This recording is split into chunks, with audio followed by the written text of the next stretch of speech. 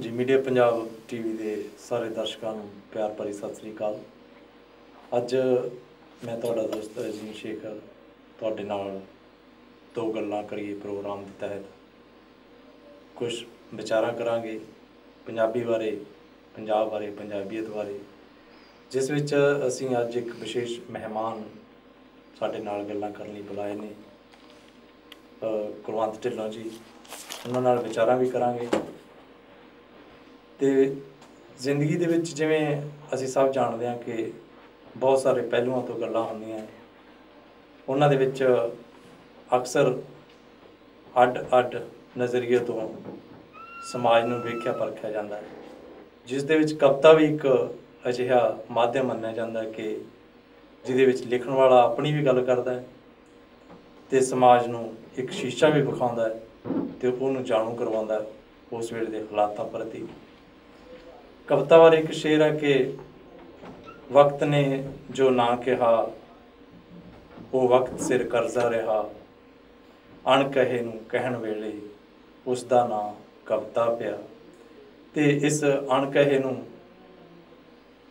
कुलवंत ढिल्लों जी अपनी कविता दे विच किस तरह कहिंदे ने वो भी उन्हां बारे जाणांगे ते उन्हां दी जिंदगी बारे ते पंजाबी साहित्य दे नाल उन्हां दे लगाव बारे भी असीं गल्लां करांगे।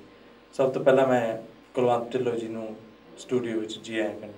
सत श्री अकाल। सत श्री अकाल जी शेखर जी। ते मैं सब तो पहला मीडिया पंजाब के सारे दर्शकों नूं वो मीडिया पंजाब जो पंजाबी ते पंजाबीयत नूं हमेशा समर्पित रहिंदा है, सांझीवालता की गल करता है, उन्हां दे सारे दर्शकों नूं जो अज मीडिया पंजाब नूं देख रहे हैं दो गल्लां करिए दे विच ते सारिआं नूं सत श्री अकाल, नमस्ते, आदाब। कुलवंत ढिल्लों जी तुहाडा नाम पंजाबी कविता दे विच देर तो असीं सुणदे आ रहे हैं। कविता दे नाल तुहाडा लगाव किस तरह शुरू होया? शेखर मैं कह सकती हाँ भी मैनू गुड़ती ही कविता की मिली। वाह जी।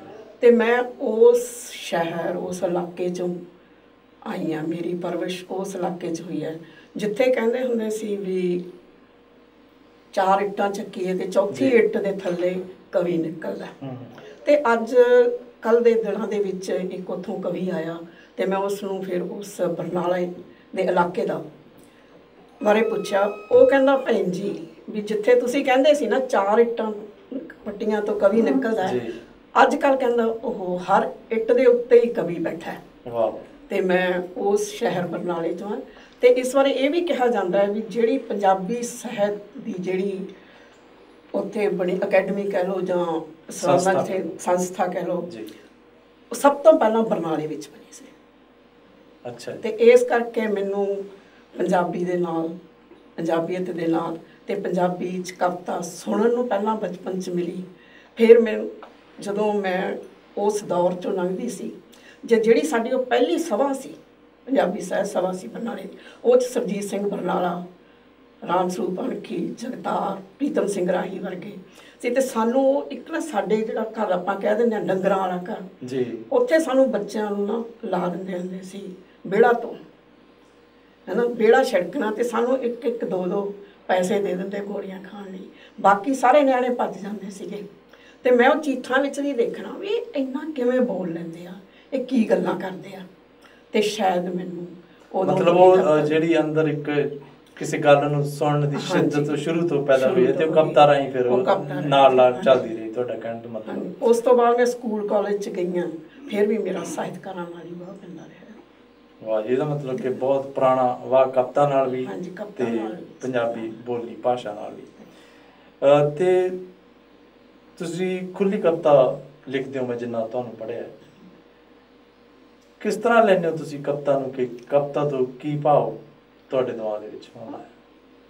गल तां साहित्य दी आ ना, साहित्य दी विधा तुसीं किहड़ी चुनी आ जां तुहानूं किहड़ी विधा दे नाल सकून मिलदा है ना। किसी नूं नावल लिख के मिलदा है ना, किसी नूं कहानी नाल मिलदा, किसी नूं गज़ल गीत नाल मिलदा। ते मेरी जिहड़ी सोच है मैनूं जो अंदर टुंबदा मैं उसनूं खुली कविता दे राहीं दर्शाउंदी आ, जो मेरे आले दुआले विच वापरदा, जो मेरे नाल वापरदा ना। इस दी मैं तुहानूं एक उदाहरण दिंदी आ। किसी ने मैनूं इसे राहीं तुहाडे वर्गे किसी वीर ने पुछया है ना, कहंदे भी एक आम बंदे ते साहित्यकार दे विच फर्क की आ। ਮੈਂ ਉਹਨੂੰ ਕਿਹਾ ਵੀ ਆਪਾਂ ਬੱਸ ਦੇ ਵਿੱਚ ਬੈਠੇ ਹਾਂ ਨਾ, ਬੱਸ ਦੇ ਵਿੱਚ ਜਦੋਂ ਬੈਠੇ ਹਾਂ ਕੋਈ ਐਕਸੀਡੈਂਟ ਹੋ ਜਾਂਦਾ ਜਾਂ ਮੂਹਰੇ ਕੋਈ ਬੰਦਾ ਆ ਜਾਂਦਾ ਤੇ ਇੱਕ ਵਾਰੀ ਸਾਰੇ ਹੀ ਕਹਿਣਗੇ ਮੁਸਾਫਰ ਹਾਂ ਆਹ ਦਾ ਨਾਰਾ ਮਾਰਦੇ ਆ। ਉਸ ਤੋਂ ਬਾਅਦ ਉਹ ਆਪਣੀਆਂ ਗੱਲਾਂ ਦੇ ਵਿੱਚ ਜੁੜ ਜਾਂਦੇ ਆ। ਜਿਹੜਾ ਸੰਵੇਦਨਸ਼ੀਲ ਬੰਦਾ ਹੋਊਗਾ ਉਹਨੇ ਉਸ ਬਾਰੇ ਸੋਚਣਾ ਸ਼ੁਰੂ ਕਰ ਦੇਣਾ ਵੀ ਇਹ ਕਿਉਂ ਹੋਇਆ, ਜੇ ਨਾ ਹੁੰਦਾ ਤਾਂ ਕੀ ਹੁੰਦਾ, ਤੇ ਜਿਹਦੇ ਨਾਲ ਹਾਦਸਾ ਹੋਇਆ ਉਹਦਾ ਕੀ ਹੋਊ, ਉਹਦੇ ਪਰਿਵਾਰ ਦਾ ਕੀ ਹੋਊ। ਉਹ ਅੰਦਰ ਫਿਰ ਇੱਕ ਮੱਖੜੀ ਜਾਲ ਬਣਦਾ ਰਹਿੰਦਾ।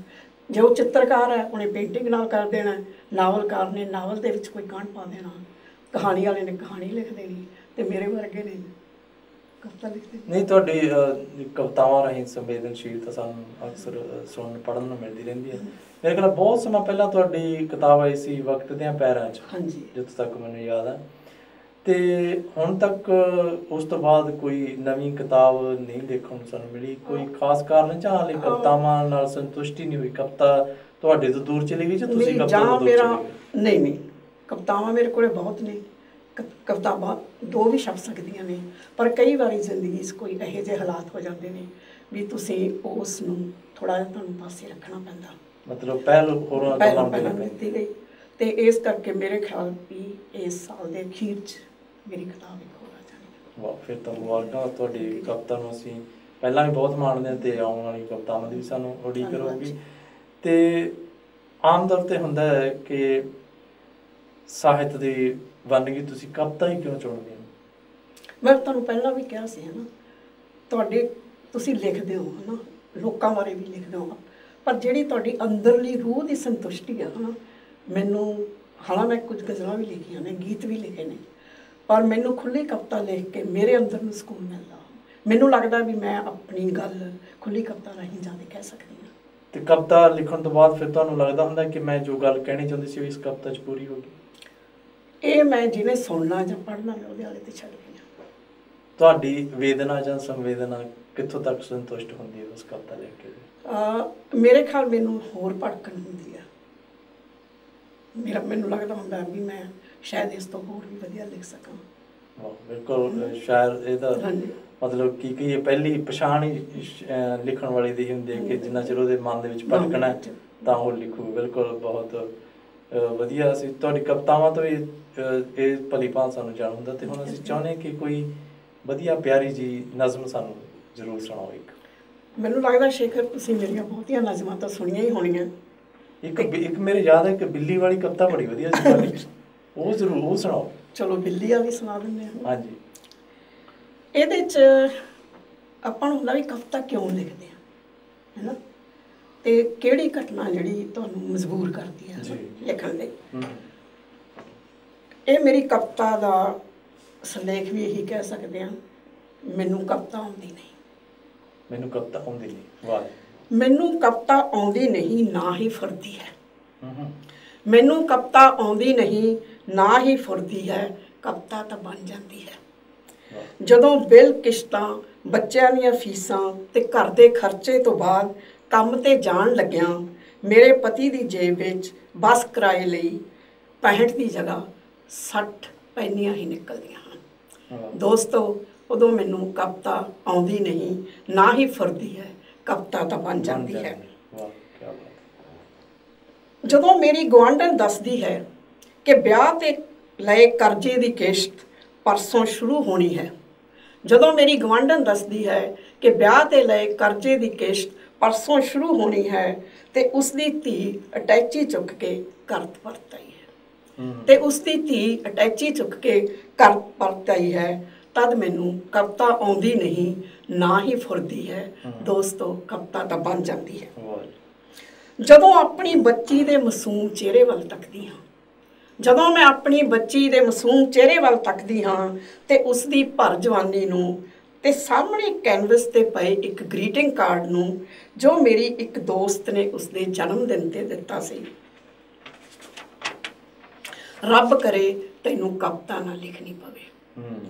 ਦੋਸਤੋ, ਮੈਨੂੰ ਕਵਿਤਾ ਆਉਂਦੀ ਨਹੀਂ, ਨਾ ਹੀ ਫੁਰਦੀ ਹੈ, ਕਵਿਤਾ ਤਾਂ ਬਣ ਜਾਂਦੀ ਹੈ। ਜਦੋਂ ਮੇਰਾ ਬੇਟਾ ਮੇਰੇ ਪਤੀ ਨੂੰ ਪੁੱਛਦਾ ਹੈ, ਡੈਡ ਤੇਰੀ ਜਮ੍ਹਾਂ ਪੂੰਜੀ ਕਿੰਨੀ ਹੈ? ਜਦੋਂ ਮੇਰੇ ਪਤੀ ਨੂੰ ਪੁੱਛਦਾ ਹੈ, ਡੈਡ ਤੇਰੀ ਜਮ੍ਹਾਂ ਪੂੰਜੀ ਕਿੰਨੀ ਹੈ? ਤੇ ਮੇਰਾ ਪਤੀ ਇੱਕ ਵਿਅੰਗ ਆਤਮਿਕ ਮੁਸਕਰਾਹਟ ਬਖੇਰਦਾ ਹੈ, ਪੁੱਤਰ ਅੱਜ ਤੋਂ ਬਜਟ ਤੂੰ ਹੀ ਬਣਾਈ ਤੇ ਵੀਕਐਂਡ ਦੀ ਬਜਟ 'ਚ ਪਿਛਲੇ 20 ਸਾਲਾਂ ਦਾ ਹਿਸਾਬ ਜੋੜ ਲਈ। ਦੋਸਤੋ, ਤਦ ਮੈਨੂੰ ਕਵਿਤਾ ਆਉਂਦੀ ਨਹੀਂ, ਨਾ ਹੀ ਫੁਰਦੀ ਹੈ, ਕਵਿਤਾ ਤਾਂ ਬਣ ਜਾਂਦੀ ਹੈ ਜਦੋਂ ਮੇਰੇ ਪਤੀ ਦਾ ਦੋਸਤ ਆਪਣੇ ਜਵਾਨ ਪੁੱਤਰ ਦੇ ਗਲੇ 'ਚੋਂ ਰੱਸੀ ਕੱਟਦਾ ਹੈ।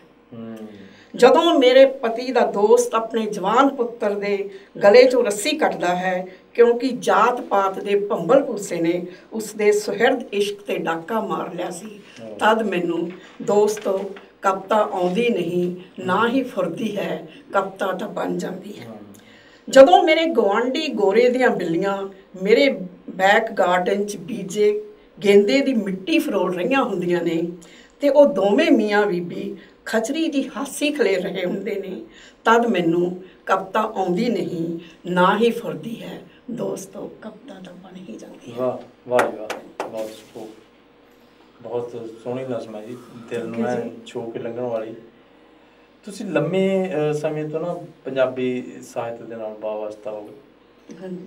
ਉਹਦਾ ਹੁਣ ਪੜ੍ਹਦੇ ਵੀ ਹੋ, ਮੁਲਾਂਕਣ ਵੀ ਕਰਦੇ ਹੋ। ਇੱਕ ਵੱਖਰੀ ਜਿਹੀ ਤਰ੍ਹਾਂ ਦੀ ਗੱਲ, ਵੱਖਰੀ ਨਹੀਂ, ਨਵੀਂ ਵੀ ਨਹੀਂ, ਉਹ ਚੱਲਦੀ ਹੁੰਦੀ ਹੈ ਕਿ ਇਹ ਪ੍ਰਵਾਸੀ ਸਾਹਿਤ ਹੈ ਜੀ, ਇਹ ਆਹ ਸਾਹਿਤ ਹੈ, ਮਤਲਬ ਵੰਡੀਆਂ ਪਾਈਆਂ ਵੀ ਉਹਦੇ ਵਿੱਚ। ਕੀ ਤੁਸੀਂ ਇਸ ਨਾਲ ਸਹਿਮਤ ਹੋ ਕਿ ਸਾਹਿਤ ਨਹੀਂ, ਸਾਹਿਤ ਤਾਂ ਸਾਹਿਤ ਹੈ ਜੀ। ਹੁਣ ਆਪਾਂ ਪ੍ਰਵਾਸੀ ਕਹਿੰਦੇ ਹਾਂ, ਅਸੀਂ ਪ੍ਰਵਾਸ 'ਚ ਰਹਿੰਦੇ ਹਾਂ, ਅਸੀਂ ਸਾਰੇ ਪ੍ਰਵਾਸ ਭੋਗਦੇ ਹਾਂ। ਸਾਡੀਆਂ ਆਪਣੀਆਂ ਮਜਬੂਰੀਆਂ ਨੇ, ਸਾਡੇ ਆਪਣੇ ਤਲਖ ਤਜਰਬੇ ਨੇ, ਹੈ ਨਾ, ਸਾਡੇ ਆਪਣੇ ਰਿਸ਼ਤੇ ਨਾਤੇ ਨੇ ਇੱਥੇ, ਹੈ ਨਾ। ਅਸੀਂ ਜਿਹੜੇ ਮੁਲਕਾਂ ਦੇ ਵਿੱਚ ਰਹਿੰਦੇ ਹਾਂ, ਇਹ ਮਲਟੀ ਕਲਚਰਲ ਦੇਸ਼ ਨੇ ਅਤੇ ਸਾਡੀ ਕਵਿਤਾ ਉਹਦੇ 'ਚ ਹੀ ਨਿਕਲਣੀ ਆ, ਹੈ ਨਾ। ਅਤੇ ਇਹ ਇੱਕ ਜ਼ਿੰਦਗੀ ਦੇ ਤਜਰਬੇ ਨੇ। ਜਦੋਂ ਅਸੀਂ ਪੰਜਾਬ 'ਚ ਰਹਿੰਦੇ ਹਾਂ ਜਾਂ ਭਾਰਤ 'ਚ ਰਹਿੰਦੇ ਹਾਂ ਅਤੇ ਉਦੋਂ ਸਾਡੇ ਉੱਥੋਂ ਦੇ ਵੱਖਰੇ ਤਜਰਬੇ ਨੇ। ਜੇ ਹੁਣ ਕਈ ਵਾਰੀ ਤੁਸੀਂ ਦੇਖਿਆ ਵੀ ਉੱਥੋਂ ਆਪਣੇ ਸਾਹਿਤਕਾਰ ਆਉਂਦੇ ਨੇ, ਇੱਥੇ ਜਾ ਕੇ ਜਦੋਂ ਇੱਕ ਦੂਜੇ ਨੂੰ ਮਿਲਦੇ ਨੇ, ਕਰਦੇ ਨੇ, ਉਹ ਓਪਰਾ ਭਾਵ ਜਾ ਕੇ ਉੱਥੇ ਸਫ਼ਰਨਾਮੇ ਲਿਖਦੇ ਨੇ। ਮਤਲਬ ਤੁਹਾਡਾ ਕਹਿਣ ਦਾ ਭਾਵ ਹੈ ਕਿ ਅਸੀਂ ਲੇਖਕ ਨੂੰ ਪ੍ਰਵਾਸੀ ਕਹਿ ਸਕਦੇ ਹਾਂ, ਪਰ ਉਹਦੀ ਲਿਖਤ ਨੂੰ ਪ੍ਰਵਾਸੀ ਨਹੀਂ ਕਹਿ ਸਕਦੇ। ਲਿਖਤ ਤਾਂ ਉਹੀ ਹੈ ਜੋ ਅਸੀਂ ਆਪਣੇ ਤਜਰਬਿਆਂ ਦੇ ਵਿੱਚੋਂ ਪੈਦਾ ਕਰਦੇ ਹਾਂ। ਤਜਰਬੇ ਜਿੱਥੇ ਤੁਸੀਂ ਜਿਹੜੇ ਮੁਲਕ ਦੇ ਵਿੱਚ ਰਹੋਗੇ, ਤਜਰਬੇ ਉੱਥੋਂ ਹੀ ਨਿਕਲਣਗੇ। ਜੀ ਬਿਲਕੁਲ ਸਹੀ ਗੱਲ ਹੈ ਤੁਹਾਡੀ।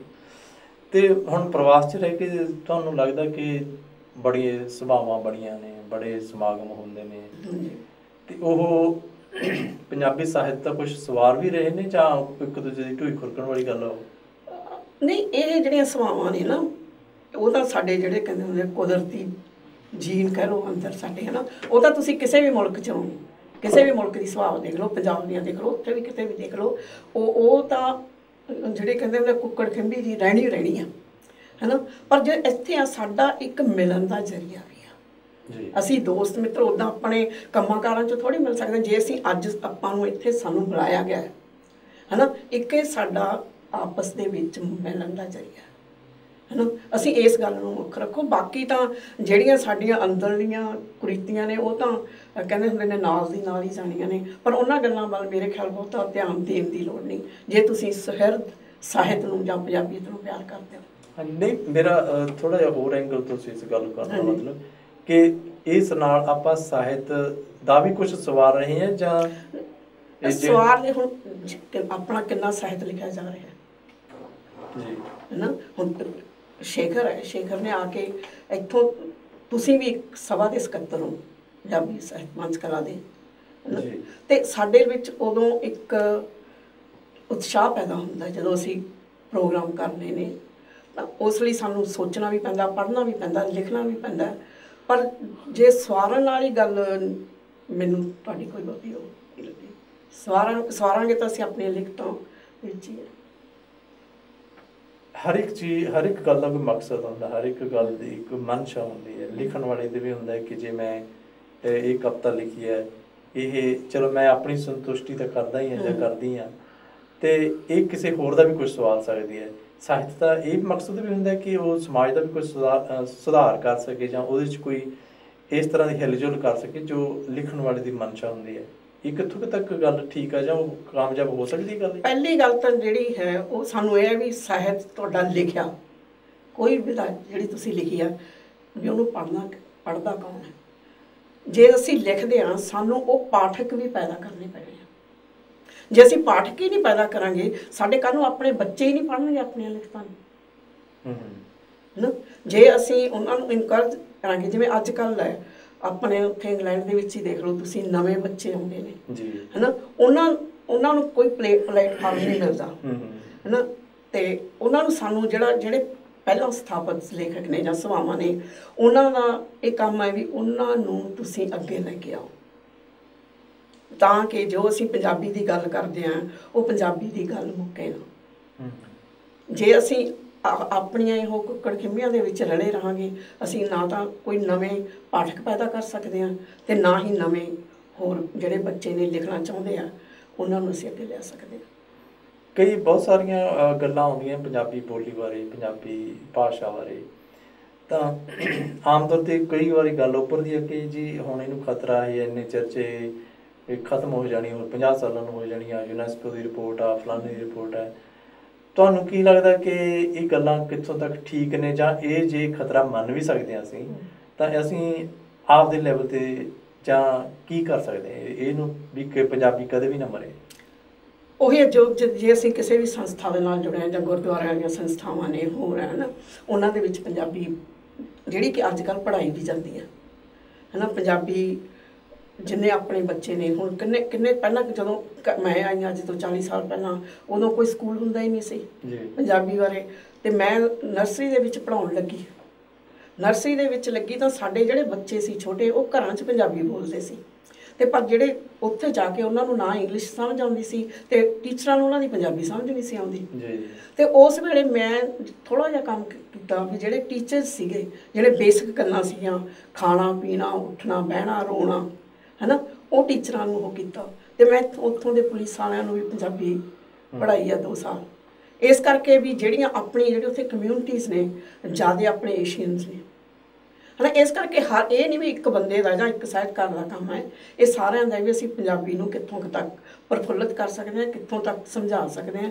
ਘਰਾਂ ਦੇ ਵਿੱਚ ਜੇ ਅਸੀਂ ਪੰਜਾਬੀ ਬੋਲਾਂਗੇ ਤਾਂ ਸਾਡੇ ਬੱਚਿਆਂ ਨੂੰ ਵੀ ਪੰਜਾਬੀ ਦੇ ਨਾਲ ਠੀਕ ਹੋਊਗਾ। ਜੇ ਅਸੀਂ ਆਪਸ ਦੇ ਅਸੀਂ ਹਸਬੈਂਡ ਵਾਈਫ ਹੀ ਨਹੀਂ ਘਰ ਦੇ ਵਿੱਚ ਪੰਜਾਬੀ ਬੋਲਾਂਗੇ ਅਤੇ ਬੱਚਿਆਂ ਨੇ ਬੋਲਣੀ ਨਹੀਂ। ਠੀਕ ਆ, ਹੁਣ ਇਸ ਕਰਕੇ ਵੀ ਉਹਨਾਂ ਨੂੰ ਲੈਂਗੁਏਜ ਜਿਹੜੇ ਮੁਲਕ ਦੇ ਵਿੱਚ ਰਹਿੰਦੇ ਆ, ਉਹ ਲੈਂਗੁਏਜ ਵੀ ਉਹਨਾਂ ਦੀ ਜਿਹੜੀ ਉਹ ਕਰਮ ਭਾਸ਼ਾ ਬਣ ਜਾਂਦੀ ਆ ਹੈ ਨਾ, ਉਹ ਵੀ ਜ਼ਰੂਰੀ ਆ। ਹਾਂ, ਇਹ ਅਸੀਂ ਆਪਣੇ ਘਰਾਂ ਤੋਂ ਹੀ ਇਸ ਨੂੰ ਪੈਦਾ ਕਰ ਸਕਦੇ ਹਾਂ। ਜੇ ਅਸੀਂ ਆਪਣੀਆਂ ਲਿਖਤਾਂ ਲਿਖਦੇ ਹਾਂ, ਤੁਹਾਡੇ ਬੱਚਿਆਂ ਨੂੰ ਵੀ ਇਹ ਪਤਾ ਹੋਣਾ ਚਾਹੀਦਾ, ਤੁਹਾਡੇ ਘਰ ਤੋਂ ਸ਼ੁਰੂ ਕਰੋ ਵੀ ਮੇਰੀ ਮਾਂ ਜਾਂ ਮੇਰਾ ਪਿਓ ਕੁਛ ਲਿਖਦਾ ਵੀ ਇਹ ਕਿਉਂ ਲਿਖਦਾ, ਕਾਹਦੇ ਲਈ ਲਿਖਦਾ। ਅਤੇ ਸਾਹਿਤ ਤਾਂ ਸਾਹਿਤ ਹੈਗਾ, ਉਹ ਭਾਵੇਂ ਕਿਸੇ ਵੀ ਜ਼ਮਾਨੇ ਦੇ ਵਿੱਚ ਹੈ।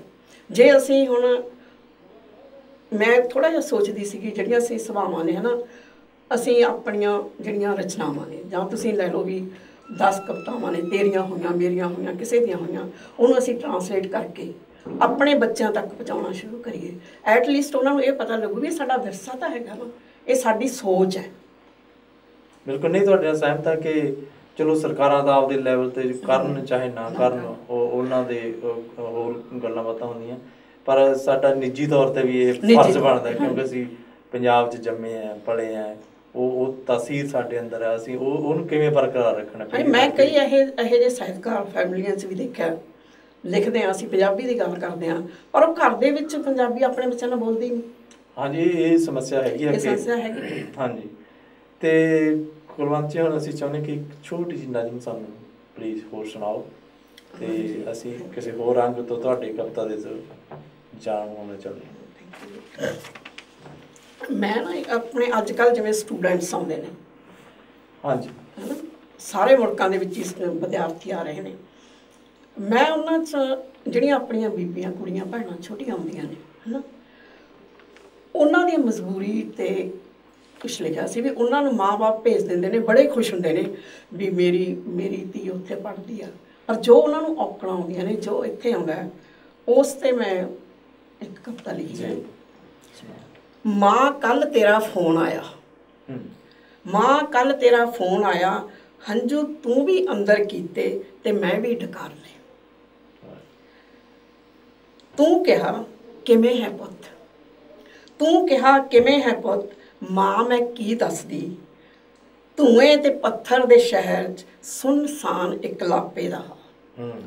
ਮਾਂ ਮੈਂ ਕਿਵੇਂ ਦੱਸਦੀ ਧੂਏ ਤੇ ਪੱਥਰ ਦੇ ਸ਼ਹਿਰ 'ਚ ਸੁੰਨਸਾਨ ਇਕਲਾਪੇ ਦਾ ਹਾਲ। ਸਭ ਠੀਕ ਹੈ ਕਹਿੰਦਿਆਂ ਮੇਰੀ ਜੀਭ ਨਾ ਹੱਸਦੀ ਸੀ ਨਾ ਰੋਂਦੀ। ਮਾਂ ਤੂੰ ਕਿਹਾ ਪੁੱਤ ਬਗਾਨਾ ਦੇਸ਼ ਹੈ ਸੰਭਲ ਕੇ ਰਹੀ। ਮਾਂ ਤੂੰ ਕਿਹਾ ਪੁੱਤ ਬਗਾਨਾ ਦੇਸ਼ ਹੈ ਸੰਭਲ ਕੇ ਰਹੀ। ਤੈਨੂੰ ਕਿਵੇਂ ਦੱਸਦੀ ਮਾਂ ਕਦੇ ਛੱਤ ਦਾ ਫਿਕਰ ਕਦੇ ਫੀਸਾਂ ਦਾ ਕਦੇ ਰੋਟੀ ਦਾ। ਜਿਸ ਧੀ ਨੂੰ ਤੂੰ ਕਦੇ ਧੀ ਨਾ ਸਮਝ ਕੇ ਪੁੱਤ ਵਰਗੇ ਹੱਕ ਦਿੱਤੇ। ਜਿਸ ਧੀ ਨੂੰ ਤੂੰ ਧੀ ਨਾ ਸਮਝ ਕੇ ਪੁੱਤ ਵਰਗੇ ਹੱਕ ਦਿੱਤੇ ਉਹ ਕਿਵੇਂ ਚਿੱਟੀ ਚੁੰਨੀ ਦੀਆਂ ਗੰਢਾਂ ਸਵਾਲਦੀ ਫਿਰਦੀ। ਬਹੁਤ ਖੂਬਸੂਰਤ। ਉਹ ਕਿਵੇਂ ਚਿੱਟੀ ਚੁੰਨੀ ਦੀਆਂ ਗੰਢਾਂ ਸਵਾਲਦੀ ਫਿਰਦੀ ਹੈ। ਕੌੜਾ ਥੁੱਕ ਸੰਘੋਂ ਲਗਾਉਣਾ ਬਹੁਤ ਔਖਾ ਹੈ ਮਾਂ। ਕੌੜਾ ਥੁੱਕ ਸੰਘੋਂ ਲਗਾਉਣਾ ਕਿੰਨਾ ਔਖਾ ਹੈ।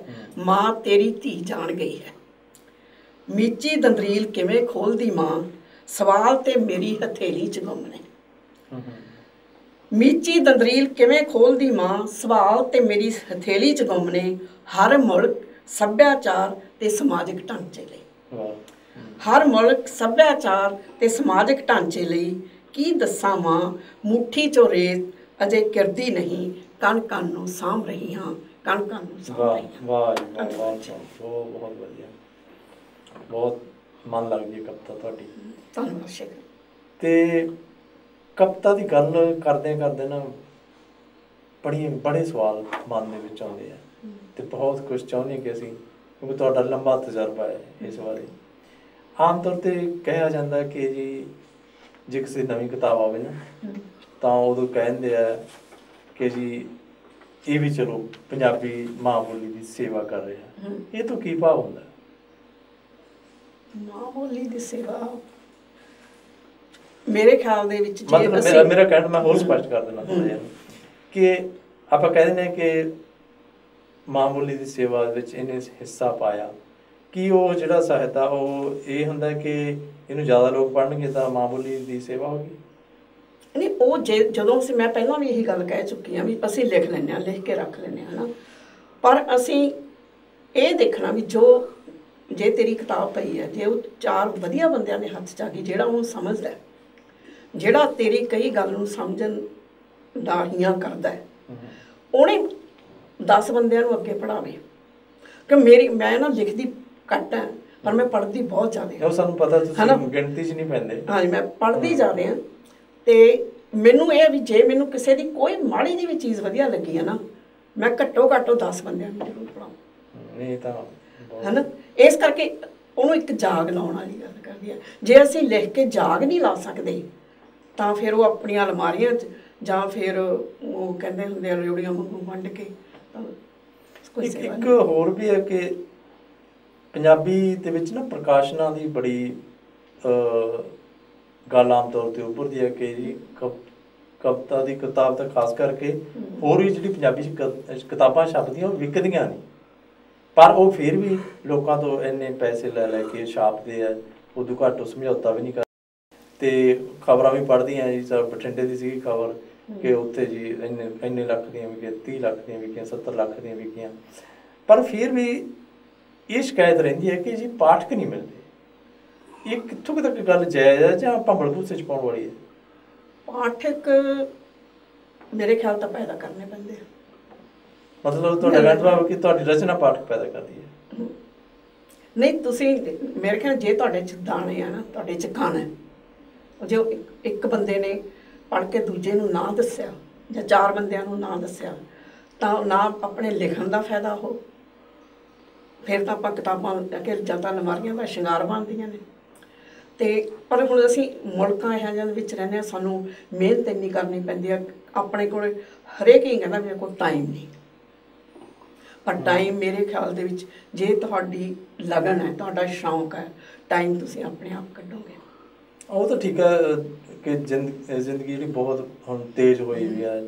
ਅੱਗੇ ਦੇਖੋ ਪਹਿਲਾਂ ਕਹਾਣੀ ਹੁੰਦੀ ਸੀ ਲੰਬੀ ਕਹਾਣੀ ਫਿਰ ਮਿੰਨੀ ਕਹਾਣੀ ਆ ਗਈ ਫਿਲਮਾਂ 3-3 ਘੰਟੇ ਦੀਆਂ ਬਣਦੀਆਂ ਸੀ ਹੁਣ ਮਿੰਟ ਦੀ 5-5 ਮਿੰਟਾਂ ਦੀਆਂ ਫਿਲਮਾਂ ਬਣਨ ਲੱਗੀਆਂ। ਉਹ ਤਾਂ ਚਲੋ ਗੱਲ ਆਪਣੇ ਸਮਝ 'ਚ ਆਉਂਦੀ ਹੈ, ਉਹ ਵਿਸ਼ਾ ਵੀ ਵੱਖਰਾ ਹੈ। ਪਰ ਪਾਠਕਾਂ ਦੀ ਜਿਹੜੀ ਸਮੱਸਿਆ ਉਹ ਇੰਨੀ ਨਹੀਂ ਹੈ ਮੇਰੇ ਖਿਆਲ ਜਿੰਨਾ ਇਸ ਗੱਲ ਨਹੀਂ ਜਿੰਨੀ ਨਹੀਂ ਜਿੰਨਾ ਇਸ ਨੂੰ ਮੈਂ ਮੰਨਦੀ ਹਾਂ। ਹਾਂਜੀ, ਕਿਉਂਕਿ ਜਦੋਂ ਪਾਠਕ ਮੰਗ ਕੇ ਲੱਭ ਕੇ ਕਿਤਾਬਾਂ ਪੜ੍ਹਦੇ ਆ ਤਾਂ ਇਹਦਾ ਮਤਲਬ ਕਿ ਉਹ ਹੈਗੇ ਆ, ਉਹ ਇਹਦੇ 'ਚ ਕੋਈ ਦੋ ਰਾਇਮਾਂ ਨਹੀਂ। ਇੱਕ ਹੋਰ ਗੱਲ ਹੈ ਕਿ ਕਿਉਂਕਿ ਤੁਸੀਂ ਤਾਂ ਉਸ ਦੌੜ ਦੇ ਵਿੱਚ ਸ਼ਾਮਲ ਨਹੀਂ, ਹੋਰ ਵੀ ਬਹੁਤ ਸਾਰੇ ਲੋਕ ਆ ਜਿਹੜੇ ਸਿਰਫ ਸੁਹਿਰਦਗੀ ਨਾਲ ਸਾਹਿਤ ਰਚਨ ਤੱਕ ਆਪਦੇ ਆਪ ਨੂੰ ਮਹੱਤਵ ਰੱਖਿਆ ਹੋਇਆ ਉਹਨਾਂ ਨੇ, ਕਿ ਜਿਹੜਾ ਇਨਾਮਾਂ ਸਨਮਾਨਾਂ ਦਾ ਚੱਕਰ ਚੱਲਦਾ ਬੜੇ ਲੋਕ ਉਹਦੇ ਵਾਸਤੇ ਕਰਦੇ ਨੇ।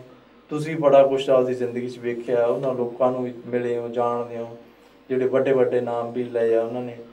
ਪਰ ਇਹ ਹੁੰਦਾ ਕਿ ਸੁਣਿਆ ਜਾਂਦਾ ਕਿ ਕਿਸੇ ਨੇ ਜੀ ਮੈਗਜ਼ੀਨ ਕੱਢ ਲਿਆ 2 4 5 ਸਾਲ ਵਾਸਤੇ, ਸਿਰਫ ਉਹਨਾਂ ਨੂੰ ਆਇਆ ਸੀ ਵੀ ਚਲੋ ਜੀ ਮੇਰੀ ਹੋਰ ਪਬਲਿਸਿਟੀ ਹੋ ਜਾਊਗੀ ਅਤੇ ਮੈਂ ਉਸ ਆਪ ਜਿੰਨੀ ਕੋ ਦੌੜ ਉਹਨੀ ਮਿਥੀ ਵੀ ਹੈ ਮੈਂ ਉੱਥੇ ਤੱਕ ਪਹੁੰਚ ਜਾਊਂਗਾ। ਇੱਥੇ ਵੀ ਜੁਗਾੜਬੰਦੀ ਹੁੰਦੀ ਹੈ, ਇਹ ਵੀ ਗੱਲ ਸਹੀ ਹੈ।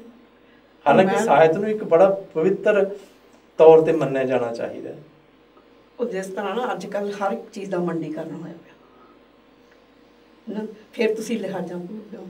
ਮੇਰੇ ਖਿਆਲ ਦੇ ਵਿੱਚ ਜਦੋਂ ਤੁਸੀਂ ਜਿੰਨਾ ਮਰਜ਼ੀ ਵੀ ਤੁਹਾਨੂੰ ਸਨਮਾਨ ਮਿਲ ਜੇ, ਕੁਛ ਵੀ ਹੋ ਜੇ, ਤੁਸੀਂ ਜਿੰਨਾ ਮਰਜ਼ੀ ਆਪਦਾ ਪ੍ਰਚਾਰ ਕਰੀ ਜਾਓ, ਪਰ ਜੇ ਤੁਹਾਡੀ ਲਿਖਤ ਦੇ ਵਿੱਚ ਦਾਣਾ ਨਹੀਂ ਨਾ ਹੈ ਨਾ, ਉਹਨੇ ਫੁੱਟਣਾ ਹੈ ਹੀ ਨਹੀਂ।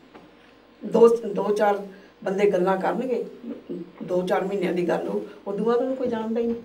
ਤੁਹਾਡੀ ਨਵੀਂ ਕਿਤਾਬ ਕਦੋਂ ਆ ਰਹੀ ਹੈ? ਉਮੀਦ ਹੈ ਵੀ ਦਸੰਬਰ ਦੇ ਵਿੱਚ ਤੁਹਾਡੀ ਸਭਾ ਤੋਂ ਹੀ ਰਿਲੀਜ਼ ਕਰਾਵਾਂਗੇ। ਹਾਂਜੀ, ਉਹ ਤਾਂ ਜਿੱਥੋਂ ਮਰਜ਼ੀ ਆਪਾਂ ਕਰ ਸਕਦੇ ਹਾਂ ਬਿਲਕੁਲ, ਕਿਉਂਕਿ ਤੁਹਾਡੀ ਕਵਿਤਾ ਬੋਲਦੀ ਹੈ, ਤੁਹਾਨੂੰ ਤਾਂ ਕਹਿਣ ਦੀ ਲੋੜ ਨਹੀਂ, ਉਹ ਤਾਂ ਅਸੀਂ ਆਪੇ ਕਰ ਲੈਣੀ ਹੈ ਨਾ। ਤੁਹਾਡੀ ਕਵਿਤਾ ਬੋਲਦੀ ਹੈ ਕਿ ਅਸੀਂ ਤੁਹਾਡੀ ਕਵਿਤਾ ਪਛਾਣ ਲੈਂਦੇ ਹਾਂ, ਜੇ ਉੱਥੇ ਇੰਨੀਆਂ ਕਵਿਤਾਵਾਂ ਪਈਆਂ ਤਾਂ ਅਸੀਂ ਪਛਾਣ ਲਾਂਗੇ ਕੁਲਵੰਤ ਢਿੱਲੋਂ ਦੀ ਕਵਿਤਾ ਉਹਦੇ 'ਚ ਕਿਹੜੀ ਹੈ। ਅਤੇ ਜਾਂਦੇ ਹੋਰ ਦੱਸੋ ਕਿ ਜੇ ਅੱਜ ਤੁਸੀਂ ਪ੍ਰਵਾਸ ਹੰਢਾ ਰਹੇ ਹੋ, ਇਹ ਤੁਹਾਡੀ ਕਵਿਤਾ 'ਚ ਕਿੰਨਾ ਕੁ ਸ਼ਾਮਲ ਹੋ ਸਕਿਆ ਅਤੇ ਤੁਹਾਡਾ ਅਤੀਤ ਤੁਸੀਂ ਬੈਲੈਂਸ ਕਿਵੇਂ ਰੱਖਦੇ ਦੋਨਾਂ ਚੀਜ਼ਾਂ ਦਾ?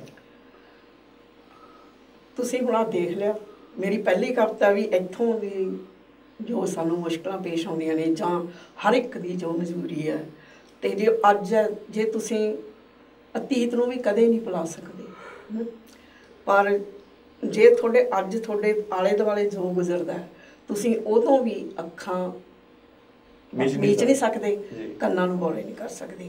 ਜੇ ਤੁਸੀਂ ਮੈਨੂੰ ਨਾ ਕਈ ਵਾਰੀ ਸਵਾਲ ਪੁੱਛਿਆ ਵੀ ਗਿਆ ਵੀ ਤੇਰੀ ਕਵਿਤਾ 'ਚ ਦਰਦ ਹੁੰਦਾ ਕਿਉਂ ਹੁੰਦਾ? ਮੈਂ ਕਿਹਾ ਵੀ ਮੈਂ ਜੋ ਮੇਰੇ ਨਾਲ ਰਹਿੰਦਾ, ਮੇਰੇ ਆਸੇ ਪਾਸੇ ਰਹਿੰਦਾ, ਮੇਰੇ ਅੱਗੋਂ ਦੀ ਗੁਜ਼ਰਦਾ, ਮੈਂ ਉਹਦਾ ਦਰਦ ਵੀ ਸ਼ਿੱਦਤ ਨਾਲ ਹੰਡਾਉਂਦੀ ਹਾਂ। ਜੇ ਤੁਸੀਂ ਆਪਣੇ ਸਾਹਮਣੇ ਦਾ ਦਰਦ ਜਾਂ ਉਹਦੀ ਖੁਸ਼ੀ ਨੂੰ ਉਜਾਗਰ ਨਹੀਂ ਕਰ ਸਕਦੇ, ਆਪਣੇ ਅੰਦਰ ਉਜਾਗਰ ਨਹੀਂ ਕਰ ਸਕਦੇ, ਤਾਂ ਫਿਰ ਉਹ ਤੁਹਾਡੀ ਕਵਿਤਾ ਜਾਂ ਤਾਂ ਫਿਰ ਬਹੁਤ ਪਿੱਛੇ ਲਈ ਸੋਚਣ ਲਈ ਮਜਬੂਰ ਹੋ ਜੂਗੀ ਜਾਂ ਘਟ ਜੂਗੀ।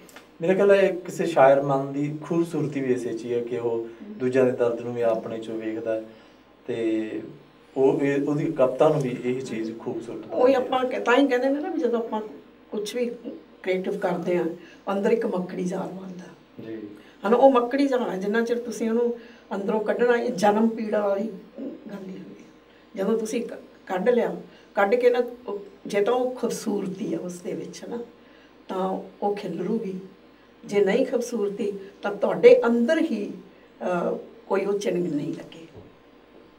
ਬਿਲਕੁਲ। ਅਤੇ ਤੁਸੀਂ ਜਾਂਦੇ ਅੱਜ ਮੀਡੀਆ ਪੰਜਾਬ TV ਦੇ ਦਰਸ਼ਕਾਂ ਨੂੰ ਕੋਈ ਸੁਨੇਹਾ, ਕੋਈ ਖੈਰ ਸੁੱਖ ਦੱਸਣੀ, ਪੁੱਛਣੀ ਚਾਹੋਗੇ? ਸੁਨੇਹਾ ਵਾਲੀ ਤਾਂ ਮੇਰੇ ਖਿਆਲ ਨਹੀਂ ਮੇਰੇ 'ਚ ਇੰਨੀ ਅਜੇ ਉਹ, ਪਰ ਅਸੀਂ ਪਹਿਲਾਂ ਤਾਂ ਮੀਡੀਆ ਪੰਜਾਬ ਦਾ ਹੀ ਮੈਂ ਬਹੁਤ ਧੰਨਵਾਦ ਕਰਦੀ ਹਾਂ, ਜਿਨ੍ਹਾਂ ਦੇ ਸਦਕੇ ਅੱਜ ਮੈਂ ਯੂਰਪ ਦੇ ਵਿੱਚ ਉਹਨਾਂ ਦਰਸ਼ਕਾਂ ਦੇ ਨਾਲ ਸਾਂਝ ਪਾ ਸਕੀ ਹਾਂ, ਅਤੇ ਇਹਨਾਂ ਨੂੰ ਚੜ੍ਹਦੀ ਕਲਾ ਰਹੇ ਇਹਨਾਂ ਦੀ, ਅਤੇ ਇਸੇ ਤਰ੍ਹਾਂ ਹੀ ਇਹ ਸਾਨੂੰ ਰੂਬਰੂ ਕਰਾਉਂਦੇ ਰਹਿਣ ਦਰਸ਼ਕਾਂ ਦੇ।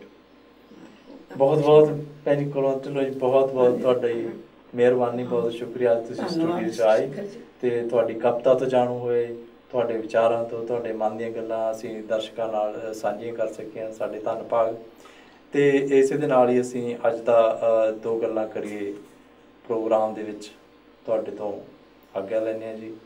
ਅਗਲੀ ਵਾਰ ਫਿਰ ਮਿਲਾਂਗੇ। ਸਤਿ ਸ਼੍ਰੀ ਅਕਾਲ।